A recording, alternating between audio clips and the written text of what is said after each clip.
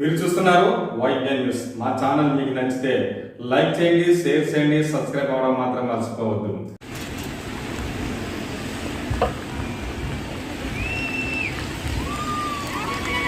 ఓ మీరు విజిల్ చేస్తారా? నాకు రాదబ్బా. ఒక కొండబాబు నేను ఎన్నిసార్లు అడుగుతున్నాను, విజిల్ నేర్పించాయా అని. నువ్వు ఉన్నావు అమ్మా, కూర్చోండి అమ్మ. అందరికీ నమస్కారం. ఈ టైంలో బాగున్నారని అడిగితే మీరే నన్ను తిట్టేటట్టున్నారు. పైనేమో ఎండ వాచిపోతుంది, ఇంట్లోకి వెళ్తేనేమో ధరలు పేలిపోతున్నాయి, గ్యాస్ పొయ్యి మీద వండుకుందామంటే గ్యాస్ ధరలు పెరిగిపోయి, నిత్యావసర వస్తువుల ధరలు పెరిగిపోయి, ఈ టైంలో ఏం బాగుంటామమ్మా అని మీరందరూ కూడా అడిగే పరిస్థితి. అయినప్పటికీ కూడా మండు టెండని సైతం లెక్క చేయకుండా ఇంట్లో పని పాటలు అన్నీ కూడా ముగించుకొని నా మీదున్న అభిమానంతో, పార్టీ మీదున్న అభిమానంతో ఈరోజు ఈ కార్యక్రమానికి ఈ టైంలో వచ్చినందుకు ప్రత్యేకంగా ఇక్కడికి వచ్చిన ప్రతి అక్క చెల్లెంకి కూడా శిరస్సు నుంచి పాదాభివందనం చేస్తున్నానమ్మా. ఈరోజు ఈ కార్యక్రమానికి నాతో పాటు ముఖ్య అతిథులుగా విచ్చేసిన పెద్దలు, చిన్నపిల్ల తన పెద్దలు అనకూడదు, మన సీఎం రమేష్ గారి కుటుంబ సభ్యురాలు, సీఎం రమేష్ గారి ముద్దుల కోడలు మనందరి దగ్గరికి వచ్చి ఈరోజు మీ ఆశీర్వాదం గురించి సీఎం రమేష్ గారి తరఫున ప్రచారం చేయడానికి ఇక్కడికి వచ్చిన పూజా గారికి, అదేవిధంగా ఈ కార్యక్రమానికి సభాధ్యక్షత వహించిన నియోజకవర్గ మహిళా అధ్యక్షురాలు రమాకుమారి గారికి, అదేవిధంగా మండల మహిళా అధ్యక్షురాలు శాంతి గారికి, సన్యాసమ్మ గారికి, అదేవిధంగా నాగలక్ష్మి గారికి, అదేవిధంగా రామలక్ష్మి గారికి, శాంతి గారికి, గిసాల్ పద్మ గారికి, మా పెద్దిరెడ్డి, మా సోదరిమణి పెద్దిరెడ్డి పద్మ గారికి, అదేవిధంగా పెద్దలు ధనలక్ష్మి గారికి, అరుణ గారికి, పూజ గారికి, కళ్యాణి గారికి, పద్మ గారికి, కాసులమ్మ గారికి, చిట్టమ్మ గారికి, చెంటమ్మ గారికి, గౌరీ గారు, జ్యోతి గారు, మంగాదేవి గారు, కిలాడు పద్మావతి గారు, విద్యుల పద్మావతి గారు, అందరికీ కూడా పేరు పేరున ధన్యవాదాలు, నమస్కారాలు తెలియజేసుకుంటూ, ఏం లేదు అదేంటే మనకు చల్లబడ్డట్టుందంటదా. 5 సంవత్సరాలు నానా యాతన పడ్డాం. ఒక్క ఛాన్స్ అని చెప్పి జగన్మోహన్ రెడ్డి వీధుల్లో తిరుగుతా ఉంటే ఆడవాళ్ళ మనసు కరిగి, ఎవరు తండ్రి చచ్చిపోయినాడు వీధిలో తిరుగుతున్నాడు, ఒక్కసారి ఛాన్స్ ఇచ్చేద్దాంలే అని చెప్పి అందరూ కలిసి ఏం చేశారంటే మూకుమ్మడిగా ఆడ మగ అందరూ కలిపి వెళ్ళి ఓటేశారు. ఓటేసిన పాపం ఆ రోజు మొదలు పెట్టుకొని ఈ క్షణం వరకు కూడా ప్రతి ఒక్క విషయంలోని కూడా మనం మనశ్శాంతిగా ఉన్నామని గుండె మీద చేసుకొని పడుకున్న రోజు ఏదైనా ఉందా అని ఆలోచించాను. రేపు ఉదయం అయ్యేసరికి నా కొడుకు ఫీజు ఎలాగా, రేపు ఉదయం అయ్యేసరికి ఇంట్లో సరుకులు అయిపోయినాయి ఎలాగా, రేపు ఉదయం అయ్యేసరికి నాకు పని ఉంటుందా లేదా, రేపు ఉదయం అయ్యేసరికి నా బతుకేంటి, నా బిడ్డల భవిష్యత్తు ఏంటి అన్న ఆలోచన తప్పించి ఏ రోజైనా ప్రశాంతంగా ఈ రోజు ఉన్నాను అన్న పరిస్థితి ఏ రోజు కనిపించట్లేదు. ఆఖరికి మనం ఎంత యాతన పడుతున్నామంటే వదిలేసరికి కుళాయిలో నీళ్ళు ఇస్తాడో ఇవ్వడో కూడా భయమే మనం. ఎందుకంటే ఈరోజు నేను విలేజెస్ తిరుగుతామంటే ప్రతి ఒక్క దగ్గర కూడా 3-4 ప్రాబ్లంలు చాలా క్లియర్గా చెప్పారు. నేను అన్ని విలేజ్లు తిరిగా, మా అయితే 2-3 విలేజ్ ఉండిపోయి ఉంటాయి. అన్ని విలేజ్లోని కూడా ఒకటే చెప్తున్నారు, అమ్మ కుళాయిలు లేవు, నీళ్లు లేవు. మీరు నమ్మరు, మొన్న నేను ఉప్మాక పంచాయతీలో ఒక హ్యామ్లెట్ విలేజ్కి వెళ్ళాను. హ్యామ్లెట్ విలేజ్కి వెళ్తే ఒక 2 ఆడవాళ్ళు నా వెనకాతలో తిరుగుతున్నారు. ఏంటమ్మా మీరు ఉదయం నుంచి నా వెనకాతలో తిరుగుతున్నారు అని అడిగాను. ఏం లేదమ్మా ఒక్కసారి మా ఊరు రావా అని అడిగాను. పద అయితే అన్నాను. అమ్మ కారులో వెళ్ళడానికి అవదమ్మా మా ఊరు అన్నాను. కొన్ని బండి మీద వెళ్ళొచ్చా అన్న, బండి మీద వెళ్ళొచ్చు, పద తీసుకెళ్ళాను, వెళ్ళాను.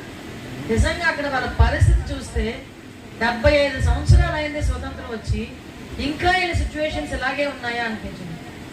నీళ్లు లేక ఇంట్లో సరుకులుండి కూడా వంట చేసుకోవడానికి అవ్వక పస్తులు పడుకున్న సందర్భాలు చాలా ఉన్నాయమ్మా అంటే నిజంగా ఒక ఆడదానిగా నాకు కడుపు తరుక్కుపోయింది, సిగ్గు అనిపించింది, నిజంగా చాలా సిగ్గు అనిపించింది. అంటే ఇలాంటి సిచ్యువేషన్స్లో కూడా కొన్ని గ్రామాలు ఉన్నాయా. కొన్ని గ్రామాలకు వెళ్ళాను, డ్రైనేజీల ప్రాబ్లం ఎంత ప్రాబ్లం అంటే గొడవలు వచ్చేస్తున్నాయి పక్కింటోళ్ళతో కూడా. ఈ నీళ్ళు అటువైపు వెళ్తే ఆ నీళ్ళు ఇటువైపు వస్తాయి. అంటే డ్రైనేజీలు, గవర్నమెంట్ డ్రైనేజీలు కట్టకపోవడం వల్ల ఈరోజు పరిస్థితులు ఏమైనాయి అంటే మ్యాక్సిమం ఊర్ల మీదుగా బురదంతా వచ్చి దోమలు వచ్చేసి ఈగల వల్ల వాటి వల్ల విపరీతంగా వ్యాధులు రావటం మొదలుపెట్టాయి. ఇవన్నీ కష్టాలే మనకి. ఈ కష్టాలన్నీ ఏంటో దేవుడు ఆడాలకే ఇస్తాడు, అవునా కదా. మన ఇంట్లో బయట మగాడు ఏంటి పని చేసుకుని వచ్చి మన చేతులు డబ్బులు పెట్టేంత వరకు వాళ్ళ బాధ్యత. అదేంటి వాళ్ళ తాగ్గా మిగిలింది, మిగతాదంతా మీదే బాధ్యత. ఈరోజు నేను ఎందుకు ఈ మీటింగ్ పెట్టానంటే పర్టికులర్గా ఈరోజు ఎంతమంది ఉన్నా ఇక్కడ నాకు వచ్చిన 1000 మంది 2000 మంది పక్కన పెట్టండి. ఇక్కడ మీరు ఒక్కొక్కరు నాకు 10 మందితో 20 మందితో సమానం. మగాళ్ళకి నేను ఒక మాట చెప్తే అది ఇంకొకరికి వెళ్తుంది అంతే, కానీ ఆడవాళ్ళకి ఒక మాట చెప్తే మినిమం 10 మంది దగ్గరికి వెళ్తుంది.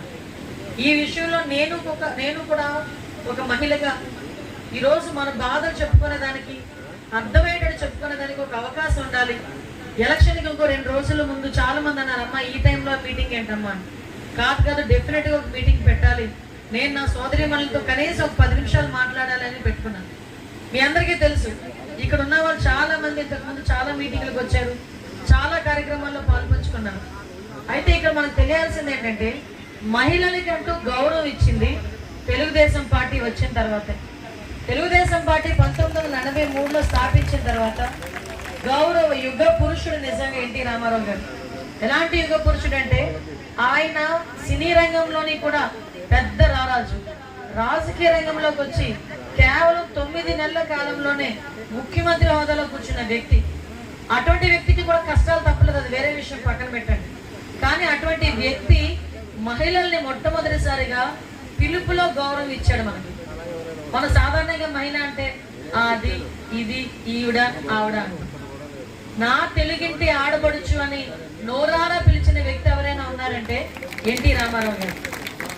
అటువంటి ఎన్టీ రామారావు గారు మొట్టమొదటిగా ఎప్పుడైతే మహిళలకు గౌరవం ఇచ్చారో, మహిళలకు ఏదైనా చేస్తేనే వాళ్ళకి మంచి జరుగుతుంది అని చెప్పి తర్వాత ఆస్తిలో సమాన వాటా హక్కు ఎన్టీ రామారావు గారు వచ్చిన తర్వాత వచ్చింది. ఇంక్లూడింగ్ ఈరోజు జగన్మోహన్ రెడ్డి చెల్లి కూడా, జగన్మోహన్ రెడ్డికి చెల్లికి గొడవ ఏంటనుకుంటున్నారు, ఆస్తి తగాదాలు. ఎన్టీ రామారావు గారు ఇచ్చిన స్కీమ్ వల్ల, ఎన్టీ రామారావు గారు ఇచ్చిన జీవో వల్ల ఈరోజు జగన్మోహన్ రెడ్డి ఆస్తిలో సగం ఆస్తి షర్మిలకు చెందాలి. అది ఎవరు పో అన్నట్టు ఇప్పుడు బయటకు వచ్చి పాదయాత్ర చేస్తాను. పోనీ ఆ విషయం పక్కన పెడదాం. తర్వాత పద్మావతి యూనివర్సిటీ కట్టి మహిళలందరికీ కూడా చదువులు ఇచ్చారు, చదువుకోమని వాళ్ళకి ఇచ్చారు. అతి ముఖ్యంగా ఇంటిలోనే వంటింటి కుందేలు కింద ఉండిపోయి ఆడవాళ్ళు బయటకు వస్తే ఏదైనా సాధించగలరు. ఒక ఇంటిని మెయింటైన్ చేయడం అంటే ఆషామాషి విషయం కాదు. అటువంటి వ్యక్తులు ఏదైనా చేయగలరనే ఉద్దేశంతో స్థానిక సంస్థలు ఏర్పాటు చేసి స్థానిక సంస్థల్లో రిజర్వేషన్లు ఇచ్చి ఎంపీ వార్డు మెంబర్లు, ఎంపీటీసీలు, జడ్పీటీసీలు, వార్డు చైర్మన్లు, municipal chairmans, municipal counsellors, ZPTC chairmans, ఇలాంటి పదవులన్నింటినీ కూడా 50% మహిళలకు ఇచ్చిన ఘనత కూడా తెలుగుదేశం పార్టీ. ఈరోజు అన్నిటికన్నా మించి ఆడవాళ్ళకి ఆర్థికంగా వాళ్ళకి సాధికారత కావాలి.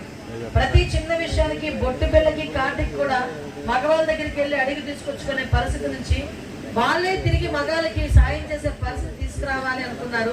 అప్పుడే ఈ డ్వాక్రాస్ అని మొదలుపెట్టారు. మీరు మాట్లాడుతున్న ఈ డ్వాక్రా గ్రూపులు, డ్వాక్రా సంఘాలు అన్ని ఎవరు ప్రవేశపెట్టారో తెలుసా? ఫస్ట్ స్టార్టింగ్ లో చంద్రబాబు నాయుడు గారు. ఆ చంద్రబాబు నాయుడు గారు ఆ డ్వాక్రాస్ ప్రవేశపెట్టిన తర్వాతనే మీ అందరికీ కూడా ఆర్థిక స్వావలంబన. మేమందరూ మగవాళ్ళు ఎవరైనా వెళ్తే బ్యాంక్ మేనేజర్ స్పందిస్తాడో స్పందించడో తెలియదు, కానీ ఒక డ్వాక్రా మహిళ ప్రెసిడెంట్ వెళ్ళిందంటే మాత్రం టకారం లోపలికి రమ్మ ఏం కావాలో చెప్పు చేసి పంపించేస్తానంటారు. అంటే ఓవరాల్గా వాళ్ళంత శక్తినిచ్చారు. ఈరోజు బయటికి వెళ్ళి ఎంత పనైనా చాలా ఈజీగా చేసుకునే పరిస్థితి కల్పించడానికి ప్రధానమైన కారణం ఏంటంటే చంద్రబాబు నాయుడు గారు, తెలుగుదేశం పార్టీ.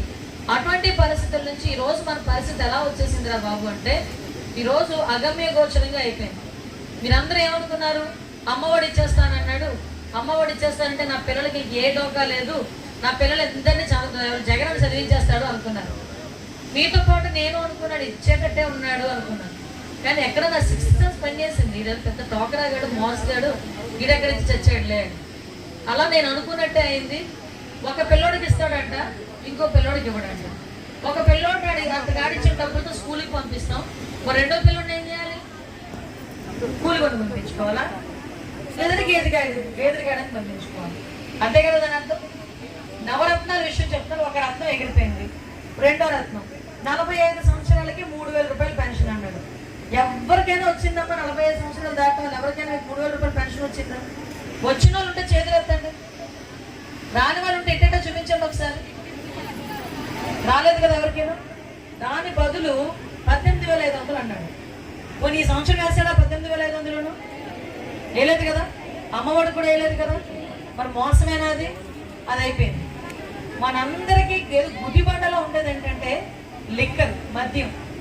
కష్టపడి సంపాదించిన సొమ్మంతా మందుకి తగిలేస్తా ఉంటే ఇంట్లో పిల్లలు పస్తులు పడుకుంటా ఉంటే ఆ బాధ మనకు తెలుస్తుంది. పోనీ ఆ తాగినోడు ఏదో తిన్నగొచ్చి పడుకుంటాడా అంటే ఇంట్లో ఆడవాళ్ళని తంతాడు. చాలా మంది నా దగ్గరికి వచ్చి అమ్మ ఆ మద్యం తీసేయండి అమ్మ అంటే అది పట్టుకున్నాడు మా జగన్మోహన్ రెడ్డి. మద్యపాన నిషేధం చేసిన తర్వాతనే మీ ఊర్లోకి వచ్చి ఓట్లు అడుగుతాను, అంతవరకు నేను ఓటు అడగను అన్నాడు. మద్యపాన నిషేధం చేశాడమ్మా. ఈ రోజుకి మద్యం మీద అతను సంపాదించే ఆస్తి ఎంతో తెలుసా? సంవత్సరానికి 5,000 కోట్ల రూపాయలు కేవలం మీ ఇంట్లో మగాళ్ళు తాగటం వల్ల వచ్చిన ఆస్తి జగన్మోహన్ రెడ్డి ఖాతాలోకి వెళ్ళింది.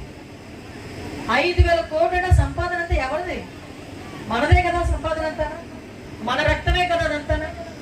అటువంటి వ్యక్తికి మనం ఈరోజు ఓటేయాలా? ఒకసారి ఆలోచన చేయండి. మీకు ఇంకో విషయం చెప్పాలి. ఇప్పుడు నేను మొన్న వెళ్ళా ఒక ఊరికి. ఏంటన్నా అమ్మ చెవులు తాకట్టేసి వచ్చాను ఈరోజు అన్నాడు. ఎవరి చెవులకి దేనికి తాకట్టేవాళ్ళు? మా ఆవిడ చెవులు తాకట్టేసాను అన్నాడు. ఏ దగ్గర అంటే మరి మందో అన్నాడు అన్నాడు. నేను నవ్వా, నువ్వు మీ ఆవిడ చెవులు తాకట్టు పెట్టాను అనుకుంటున్నావు? ఓరి దుర్మార్గుడా, నిన్నే తాకట్టేసాడరా జగన్మోహన్ రెడ్డి 25 సంవత్సరాలకి 25,000 కోట్లకి అంటే చూస్తున్నాడు నావే. నిజమమ్మా, తాకట్లు పెట్టేసి తాగే వాళ్ళని కూడా 15 సంవత్సరాలకి తాకట్టు పెట్టేసి 25,000 కోట్లు తీసుకొచ్చేసాడు జగన్మోహన్ రెడ్డి. అంటే ఎలాగో తెలుసా? నా రాష్ట్రంలో ఇంతమంది తాగుబోతున్నారు, వీళ్ళందరూ నేను రోజుకి ఇంత తాగేస్తారు, ఈ తాగడం వల్ల నాకు ఇంత ఆస్తి వస్తుంది, దీని మీద నాకు అప్పు అని చెప్పి 25,000 కోట్లు తెచ్చేసుకున్నాడు. ఎవడైనా మళ్ళీ 15 సంవత్సరాలకు మద్యపాన నిషేధం చేయగలరా? ఒకసారి ఆలోచించేయండి. ఇతగాడు చేసిన ఎదోపాలు అలా ఉంటాయి. 3వ రత్నం గాయపు. ఇక 4వ రత్నంకి వచ్చేసరికి మీ పిల్లలందరికీ ఉద్యోగాలు ఇచ్చేస్తా అన్నాడు. ఎవరికైనా వచ్చిందా ఉద్యోగం? Government job? వాలంటీర్లు కాదండి బాబు, దిక్కుమాల వాలంటీర్లు కాదు. ఎవరికైనా వచ్చిందా? ఎవరికి లేదు కదా. మరి ఎక్కడ ఉద్యోగాలు ఇచ్చాడు? ఎక్కడ జాబ్ క్యాలెండర్ ఇచ్చాడు? 5వ రత్నం పాయే. తర్వాత జగనన్న కాలనీ, అదో విఠలాచార్య సెట్టింగ్. విఠలాచార్య సెట్టింగ్ అంటే ఏంటో చెప్పనా? ఉన్నది ఉన్నట్టుగా లేనిది ఉన్నట్టుగా అన్ని రకరకాలుగా చెప్పి సినిమా సెట్టింగ్లు అనమాట. మాయ సెట్టింగ్. జూమ్ మంత్రం వేస్తే ఇక్కడ ఒకటి వస్తుంది, అది మనది కాదు. అందులోకి మనం వెళ్ళలేం, అందులో మనం ఉండలేం, కానీ ఇల్లు కనిపిస్తుంది అంతే. జగనన్న కాలనీ కూడా అంతే. మీ గ్రామాల్లో ఏం చేశారు? ఊరి చివరన శ్మశానాల దగ్గర, వాగుల దగ్గర, మునిగిపోయే దగ్గర అలాంటి చోట తీసుకెళ్ళి 1.5 సెంటు స్థలం ఇచ్చారు. ఆ 1.5 సెంటు స్థలం తీసుకుంటే ఎప్పుడు తీసుకోవాలట? అక్కడ ఇల్లు కడితేనే మీకు పట్టా ఇస్తారట. ఇల్లు కట్టకపోతే పట్టా ఇవ్వరంట. ఇల్లు కట్టాలంటే అంత దూరం వెళ్ళి నువ్వు లక్షల రూపాయలు పెట్టి ఇల్లు కట్టుకోవాలంటే నీకు కనీసం అక్కడ రోడ్డు, ట్యాప్, వాటర్ అవన్నీ ఉండాలా వద్దా? ఒక గ్రామం అనేసరికి ఒక గ్రామం అనేసరికి గుడి, బడి, నీళ్లు, మౌలిక సదుపాయాలు అంటారు కదా వాళ్ళు, అవేమీ లేకుండా తీసుకున్న తర్వాత కొంతమంది ఆడవాళ్ళు ఏం చేశారు? పోలే ఇచ్చాడు కదా ఏదో కడదామని చెప్పి అప్పో సప్పో చేసుకుని వెళ్ళి ఇల్లు కట్టుకున్నాను. ఆ ఇల్లు కట్టిన తర్వాత ఆ అప్పు తీర్చడానికి మళ్ళీ ఆ ఇంటిని వెళ్ళి అమ్ముకొని అప్పు తీర్చుకున్నాను, వడ్డీలు కట్టుకోలేక. ఇది వాస్తవం. నేను ఈరోజు మాట్లాడుతున్న ప్రతి మాట కూడా వాస్తవం. ఇలాంటి పరిస్థితి అది కూడా పోయింది. అంటే నవరత్నాలు ఇంచుమించు 6-7 రత్నాలు పోయినాయి. ఇంకే రత్నాలు? మీకు ఏ రత్నాలు? రైతులకు అన్నాడు, అది కూడా పెద్ద కన్నం. ఆఖరికి ఎంత దారుణం అంటే ఈ రోజు మీకు బియ్యం తీసుకొచ్చేస్తున్నారు, ఉచిత బియ్యం. అవునా? ఉచిత బియ్యం సొమ్ము ఒకటిది, సోకొకటిది టైప్ అనమాట. డబ్బా ఏమో జగన్మోహన్ రెడ్డిది వ్యాను, లోపల బియ్యం ఏమో మోడీ గారు. ఆ డబ్బా వచ్చేసరికి మీరేమనుకుంటున్నారు? జగన్మోహన్ రెడ్డి ఇచ్చేస్తున్నాడు, జగన్మోహన్ రెడ్డి ఇచ్చేస్తున్నాడు అనుకుంటున్నారు. మా మైక్ చూడండి. జగన్మోహన్ రెడ్డి ఇచ్చేస్తున్నాడు, జగన్మోహన్ రెడ్డి ఇచ్చేస్తున్నాడు అనుకుంటున్నారు. జగన్మోహన్ రెడ్డి ఇస్తున్నాడా? మోడీ ఇస్తున్నాడు. కొంతమంది ఉదయాన్నే పనికాహార పదానికి వెళ్తారు. అక్కడికి వెళ్ళిన తర్వాత కూడా ఆ పనులు కూడా మోడీ గారు చే పనులు. జగన్మోహన్ రెడ్డి ఏం లేదు ఇందులో. జగన్మోహన్ రెడ్డి ఏదైనా ఉంది అంటే కరెక్ట్గా చెప్పాలంటే ఈ లిక్కర్, మందు, దేన్నైనా కొలాప్స్ చేయటం తప్పించి ఏం లేవు.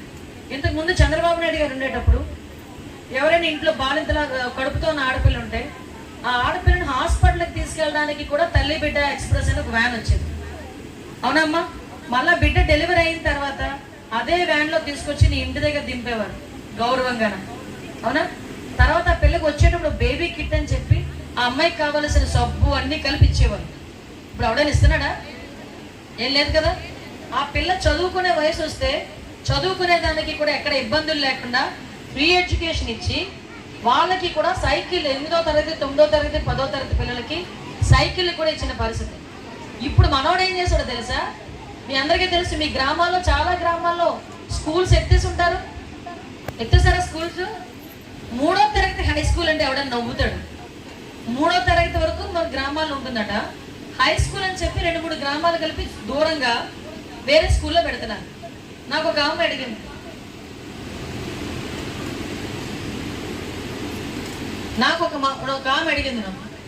అమ్మ నా పాప చిన్న పాప 3వ తరగతి చదువుతుంది, నేను 3 కిలోమీటర్లు పక్క స్కూల్కి ఎలా పంపించినమ్మా? నా పిల్లని చదివించుకోకుండా నేను ఇంట్లో కూర్చోబెట్టుకున్నాను అంటే ఇలాంటి దుర్మార్గమైన పనులు జగన్మోహన్ రెడ్డి చేయగలరు. అది అయిపోయింది. పిల్ల పెళ్లికి వస్తే పెద్ద భారం అమ్మ. పిల్ల పెళ్లి అప్పు చేయకుండా పెళ్లి జరగదు, అప్పు చేయకుండా ఇల్లు కట్టడం జరగదు అంటారు పెద్దోళ్ళు, అవునా? అటువంటి ఆ పరిస్థితుల్లో కూడా 2014-19లో కూడా పెళ్లి కానుక కింద 20,000 రూపాయలు 30,000 రూపాయలు కూడా ఇచ్చిన పరిస్థితి. ఎవరైనా చనిపోతే చంద్రన్న బీమా, పండగ వస్తే సంక్రాంతి కానుక మీకు ఇచ్చేవారు. రేషన్ డిపోల్లోని అందరికీ ఒక సంచుతో సంచులు సరుకులు ఇచ్చేవారు. ఆ మహానుభావుడికి అందరూ నెయ్యి బెల్లం ఉండాలని కూడా తెలిసింది, అన్నీ కల్పించేవారు. మీ ఇంటికి అల్లుడు వస్తున్నాడో లేదో తెలియదు కానీ ప్రశాంతంగా సరుకులు మాత్రం వచ్చాయి. అలాంటి సిచ్యువేషన్ డ్వాక్రాలకి సంబంధించి ఆ రోజు పసుపు కుంకుమ కింద మీ అందరికీ సమానంగా 20,000 పంచారమ్మా? లేదా ఒకరు తక్కువ ఒకరికి ఎక్కువ ఇచ్చారా? అందరికీ ఇచ్చారా? పసుపు కుంకుమ అందరికీ పడి. అలాంటి సిచ్యువేషన్స్ ఈరోజు ఇల్లులు కట్టుకోవాలంటే ఈరోజు చంద్రబాబు నాయుడు గారు మీ అందరి కష్టాలు చూసి సూపర్ 6 అని చెప్పి ఈరోజు ఒక మంచి పథకాలు పెట్టారు. ఈరోజు మీ ఇంట్లో ఎంతమంది పిల్లలు చదువుకుంటే అంతమందికి కూడా నెలకి 15,000 రూపాయలు. ఒక పిల్లోని స్కూల్లో చదివించి ఇంకో పిల్లోని గేదెలు కాయడానికి పంపించక్కర్లే. 2 పిల్లల్ని ధైర్యంగా చక్కగా గుండె ధైర్యంతో స్కూల్కి పంపించి ఏర్పాటు చేసుకోవచ్చు. 15,000 13,000 అలా ఏం లేదమ్మా. 15,000 నీకు పడతాయి. 2 పిల్లలు ఉన్నారా 30,000, 3 పిల్లలు ఉన్నారా 45,000, 4 పిల్లలు ఉన్నారా నీకు 60,000 పడతాయి. అది కాకుండా 18 సంవత్సరాలు దాటి 60 సంవత్సరాలు వచ్చేటంత వరకు కూడా ప్రతి ఆడపిల్లకి నెలకి 1,500 రూపాయలు. ఇంట్లో ఎంతమంది ఉంటే అంతమందికి, అత్తగారు ఉంటారు, కోడళ్ళు ఉంటారు, కూతుర్లు ఉంటారు, ఒక 4 ఉన్నారు అనుకోండి, నెలకి 6,000 రూపాయలు జీతం పడినట్టుగా మీకు అకౌంట్లో డైరెక్ట్గా పడతాయి.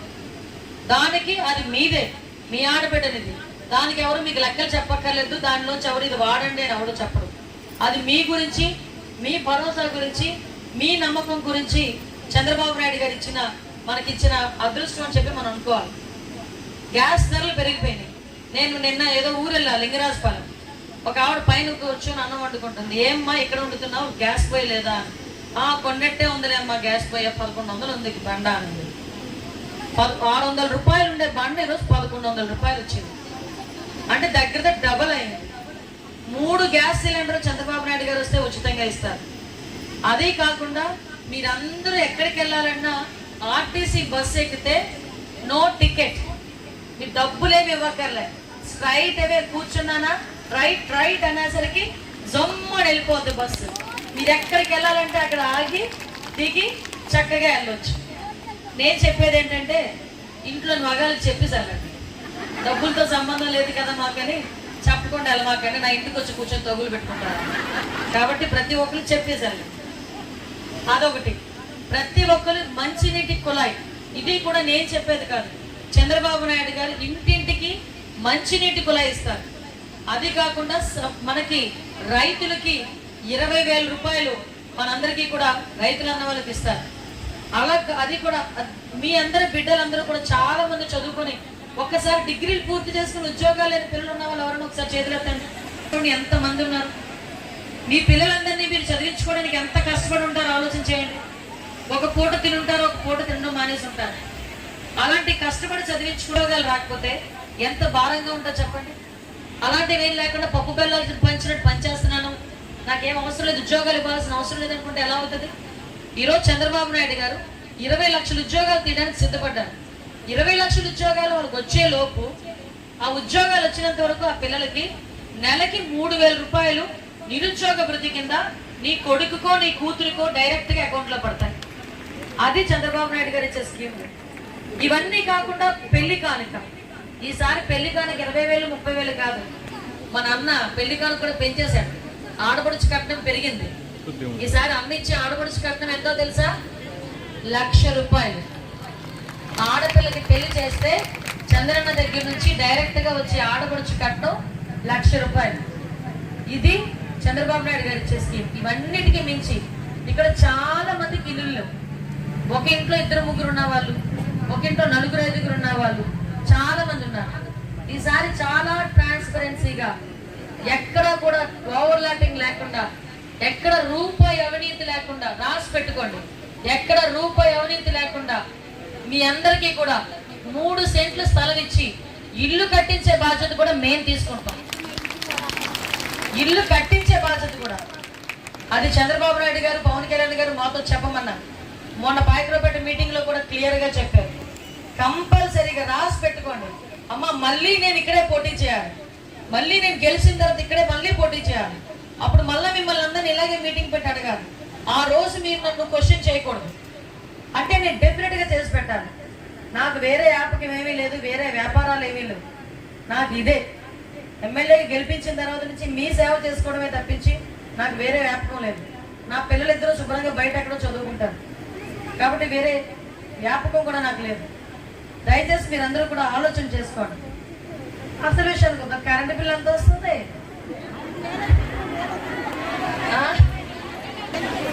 వందలు పోయి 1000 వచ్చే డామ్ డామ్ డామ్ అని అనమాట వస్తుంది బిల్లు. మనకి బిల్లు ఇంతకు ముందు 2 నెలలకి 200 వస్తే నెలకి 1000 రూపాయలు వస్తుంది బిల్లు. అవునా? చంద్రబాబు నాయుడు గారు వస్తే కరెంటు బిల్లు తగ్గిస్తాము, మళ్ళీ కరెంటు బిల్లు పెంచబోము అని చెప్పి చాలా క్లియర్ గా చెప్పారు. జగన్మోహన్ రెడ్డి గెలిచిన వెంటనే కరెంటు బిల్ పెంచను అన్నాడు. 9 సార్లు పెంచొచ్చాడు. ఎందుకంటే అతనికి అడ్మినిస్ట్రేషన్ చేత కాదు. అడ్మినిస్ట్రేషన్ చేతనైతే అప్పుడు ఎలాంటి కష్టాలు రావు. అతని చేత కాదు, కేవలం అతని చేతనైంది ఏంటంటే దోచుకోవడం, దాచుకోవడం, దోచుకోవడం, దాచుకోవడం, అంతే. లేకపోతే ఈరోజు అతను పేదోడు, నేను పేదోడిని, పెత్తనందారులకి ఇంకొకడెవరు పేదోళ్ళకి మధ్య యుద్ధం జరుగుతుంది. పెత్తనందారులు ఎవరు? పేదోళ్ళు ఎవరు? పేదోళ్ళు మీరు, పెత్తనందారులు జగన్మోహన్ రెడ్డి. కాకపోతే మన ఇంటికి మహా అయితే ఎంత అవుతుందమ్మా మన ఇల్లు కట్టుకోవడానికి? లావిష్గా భూమి కాకుండా, స్థలం కాకుండా ఓ 10 లక్షలు 15 లక్షలు పెట్టుకుంటే ఓ డబుల్ బెడ్రూమ్ స్లాబ్ వేసుకొని నీట్గా కట్టుకోవచ్చు. అవునా? మనోడు బాత్రూమ్ ఖర్చు 25 లక్షలు, మనోడు పేదోడట. ఆలోచించండి ఒకసారి. ఈ సొమ్మంతా ఎవరిది? మీదేనా? మందేనా?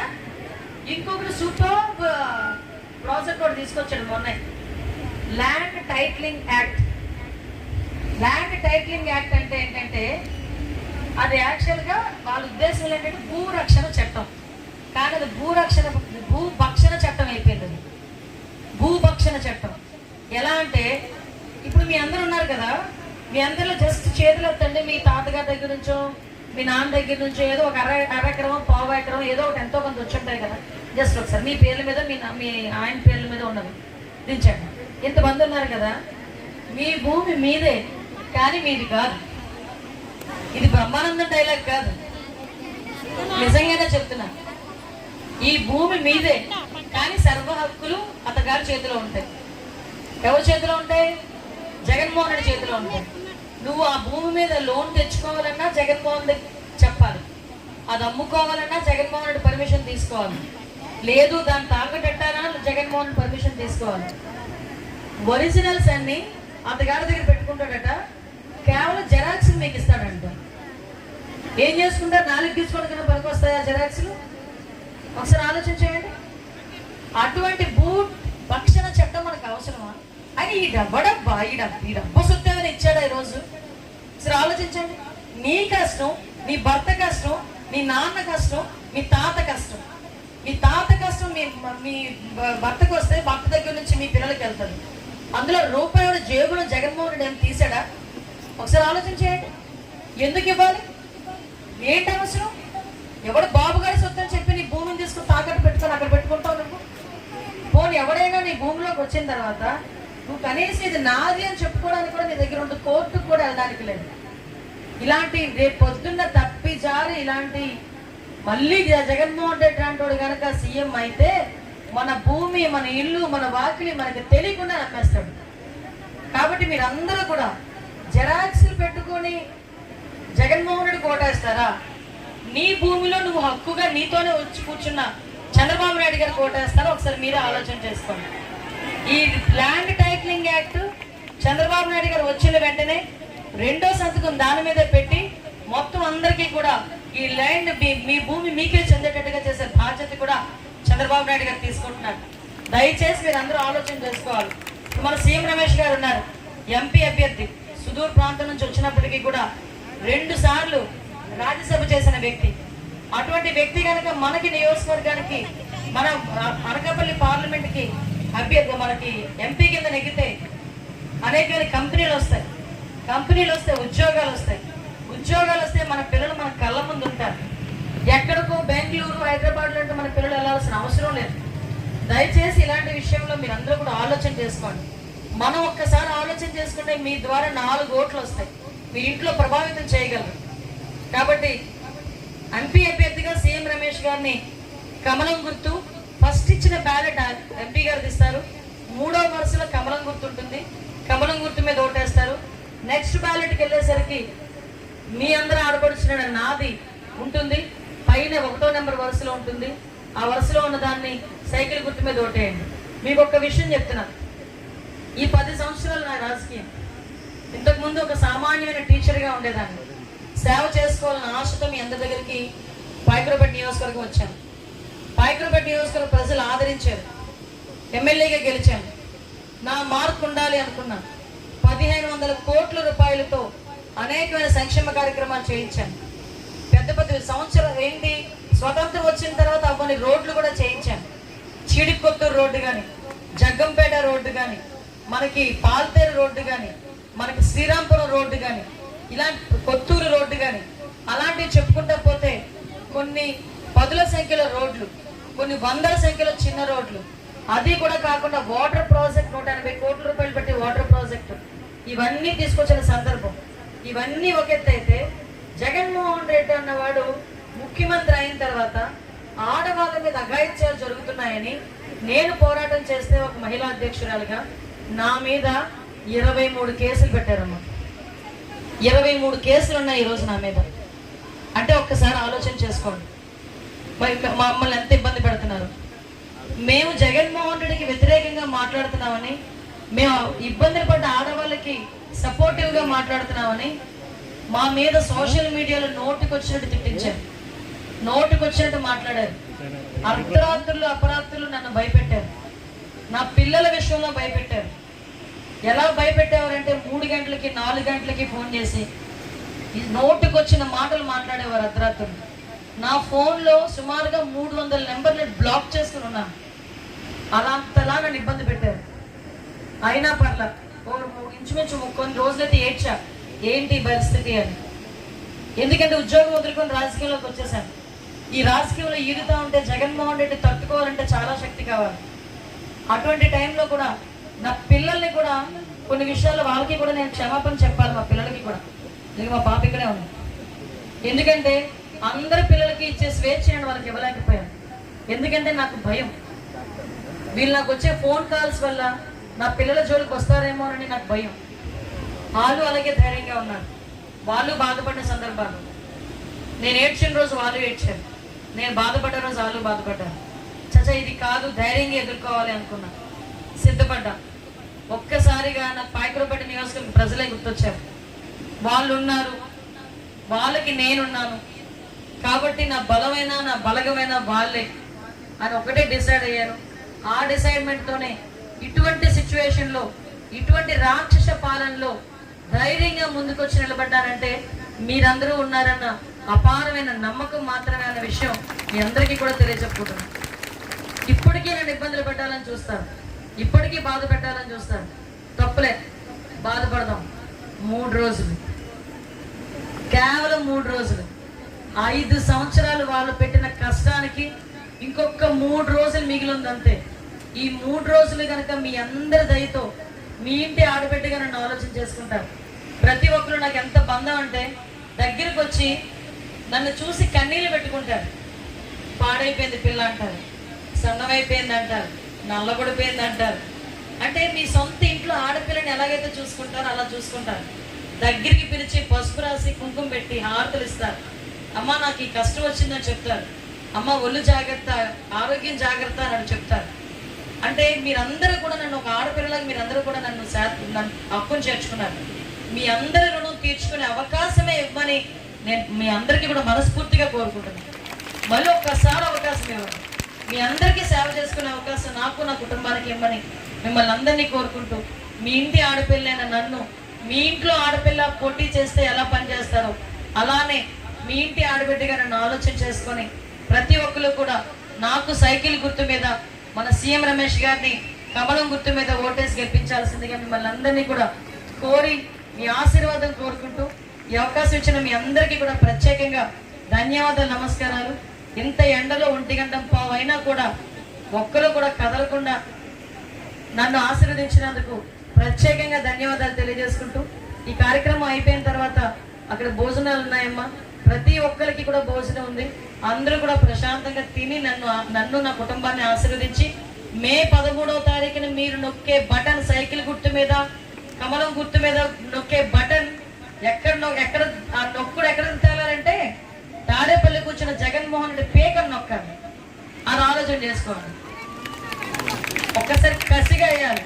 మొన్న ఎంప్లాయీస్ వేసారమ్మా, మన ఉద్యోగస్తులు వేసారమ్మా, ఉద్యోగస్తులు వేసారు, సూపర్గా వేసారు.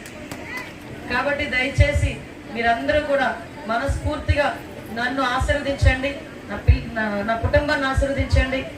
ఒక నిమిషం. మీరందరూ కూడా సైకిల్ గుర్తు మీద నన్ను, అదేవిధంగా కమలం గుర్తు మీద సీఎం రమేష్ గారిని ఓటేసి గెలిపించాల్సిందిగా మిమ్మల్ని అందరినీ కూడా కోరి ప్రార్థించుకుంటూ సెలవు తీసుకుంటున్నాం. జై హింద్, జై తెలుగుదేశం.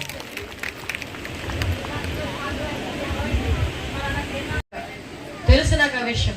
మేము వేసిన రోడ్లు కూడా తవ్వేసి పైప్ లైన్లు వేసారు, వాటర్ ఇచ్చేస్తామని. అవునా? ఆ పైప్ లైన్లు అన్నీ కూడా ఏంటంటే ఆ పైప్ లైన్ల మీద నీళ్ళు రావట్లేదు, గాలి వస్తుంది. ఎందుకు అమ్మా? మీకు ఇంటింటికి కుళాయి ఇస్తాం, ప్రతి ఒక్క ఊర్లోని కూడా డ్రైన్స్ కట్టిస్తా. చూస్తారు కదా ఈసారి, మళ్ళీ అందుకే ఒక అవకాశం అని కోరుకుంటున్నాం.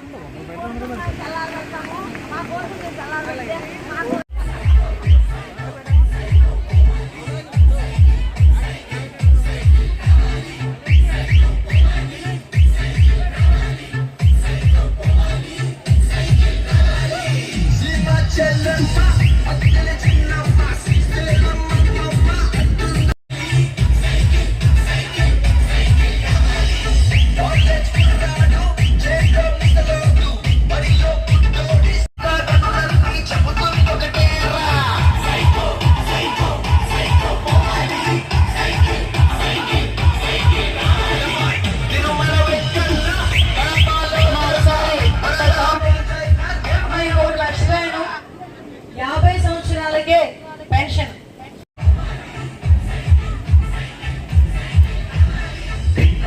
అమ్మాయి, ఇక్కడ వచ్చిన మహిళలందరికీ కూడా ధన్యవాదాలు.